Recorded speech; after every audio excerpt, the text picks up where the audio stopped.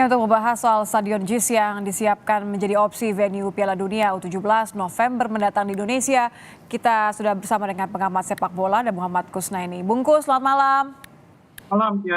Ini pertanyaannya lanjut saja ya, karena kan waktunya tidak banyak, 5 bulan tidak sampai malah ya. Iya. Kalau memang saya paham keinginan main di GBK ini masalah pride tentu tinggi sekali. Tapi kalau sudah tidak bisa karena dibook oleh Coldplay, kemudian JIS juga belum tentu akan dinyatakan layak atau tidak, solusinya apa? Iya, yang pertama sebetulnya Indonesia tuh punya banyak stadion ya. Artinya kalau misalnya tidak pakai GBK pun sebetulnya alternatifnya masih banyak. JIS itu hanya salah satu opsi ya.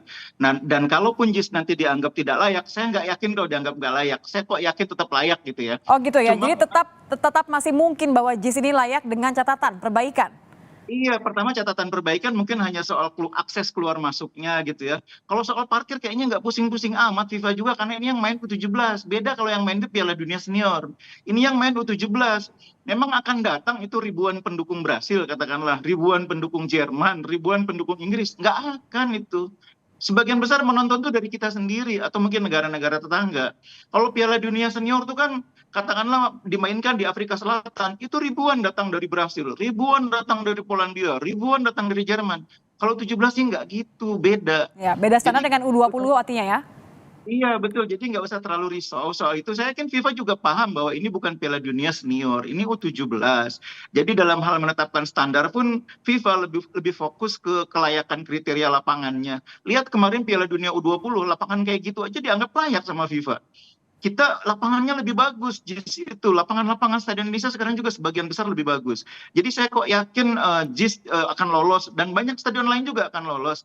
Nah, mungkin yang penting itu, ini yang paling penting, mengatur penempatan timnas Indonesia itu kuncinya. Hmm, Kalau timnas Indonesia itu pasti akan ramai penontonnya. ya. Nah, kalau timnas Indonesia ramai penontonnya, tempatkanlah di stadion yang kira-kira fasilitasnya memenuhi syarat. Dan itu juga ada. Misal yang mana nih? Kalau misalnya JIS masuk berarti satunya adalah JIS yang kira-kira memang ini paling mudah diakses untuk timnas main gitu.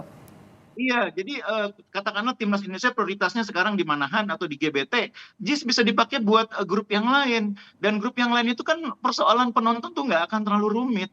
Fasilitas memenuhi syarat, tinggal akses keluar masuk, parkir juga bukan terlalu persoalan serius karena yang datang juga tidak akan terlalu banyak pendukung tim dari masing-masing tim yang bermain. Jadi FIFA akan paham hal-hal seperti itu. Jadi kontroversi soal JIS ini menurut saya harusnya tidak terlalu membuat kita nih membuang banyak energi gitu ya. Mhm. Saya FIFA juga nggak punya persoalan dengan hal-hal seperti ini. Dan yang paling penting menurut saya sekarang ini kita harus pikirin itu. Nanti dalam pertandingan di fase grup itu kan di pertandingan terakhir tuh akan selalu ada pertandingan yang bareng gitu ya. Ya. Nah karena itu memang kita harus punya banyak cadangan stadion untuk pertandingan terakhir yang bareng itu. Oke, Nah maka kita mulai di breakdown satu-satu kali ya, Bungkus ya. Kalau misalnya kita lihat juga ini kan kebutuhan. Menpora pengamat mengatakan bahwa sebenarnya sih harusnya idealnya gitu ya. Ini satu grup, satu venue, kemudian nanti idealnya ada 6 stadion. Nah kalau yang sekarang minus GBK, JIS pun belum tentu masuk, berarti kan masih ada 5. Nah ini kira-kira siapa menurut Anda yang mana yang paling mungkin untuk menggantikan? kalau darurat kita bisa pakai Maguwo Harjo. Kalau darurat ya, kita juga masih punya stadion di Jakarta, di sekitar Jakarta tuh ada Patriot, ada Pakansari, ada Hmm. Stadion Madia. Kalau memang dibutuhkan, itu bisa ditingkatkan level kualitas lapangannya supaya nanti layak menggelar pertandingan. Tapi Kalau kekejar persoalan nggak? Kan masih dalam perbaikan.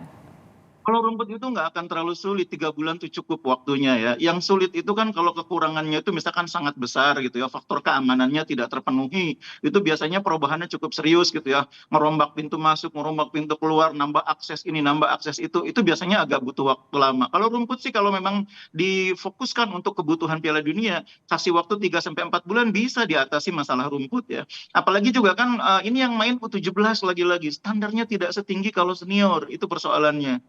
Ya, ya, ya. Artinya sebenarnya beberapa stadion yang kalau U20 tidak lolos rekomendasi, ini kemungkinan masih punya kesempatan begitu ya, dan masih Ya. terkejar untuk masuk sebagai stadion alternatif ataupun juga darurat untuk kebutuhan akhir tadi Anda katakan? Betul. Dan yang kedua, Indonesia ini ditunjuk sebagai pilihan alternatif oleh FIFA. Artinya FIFA menyadari Indonesia persiapannya nggak bertahun-tahun, hanya berbulan-bulan. Jadi FIFA juga nggak akan kasih kriteria yang terlalu tinggi. Lagi-lagi saya bilang, lihat contoh Argentina, stadion kayak gitu aja dilolosin. Kita kok pusing amat soal JIS, soal stadion-stadion takut nggak memenuhi syarat. Jadi Dibikin santai. nggak harus kemakan dan fokus sama pride ya. Iya, dibikin santai Piala Dunia U17 ini, kita jangan terlalu pusing sama persiapannya, sama ketidaksiapan kita. Siap, kita yakin itu. Tapi kan lagi-lagi 5 bulan, artinya selain tadi, oke stadion, kemudian apalagi supaya kita tidak menyanyiakan momen persiapan yang tidak lama ini. Sebetulnya yang paling penting itu nanti itu ada tes event, itu yang kadang-kadang terlupakan. Sebelum kita masuk ke Piala Dunianya, kalau bisa ada tes event. Kita bikin event internasional di mana stadion-stadion itu dites. Akses pintu masuk keluarnya berfungsi atau enggak, lalu ruang para pemain memenuhi syarat apa enggak, AC-nya jalan apa enggak, air dingin, air panasnya jalan apa enggak, ruang konferensi persnya, akses penonton, akses tim, akses petugas keamanan, itu kan semua masing-masing terpisah. Itu yang harus diuji. Nah, tes event itu penting. Nah, mungkin PSSI juga dari sekarang jangan terlalu pusing mikirin soal stadion, pikirin juga soal tes event, karena itu juga menentukan. Tes event tuh kayak semacam gladiresik gitu loh. Ya, ya, ya. Itu penting itu. Bahkan menurut saya lebih penting lagi dibanding urusan JIS yang bolak-balik diomongin ini.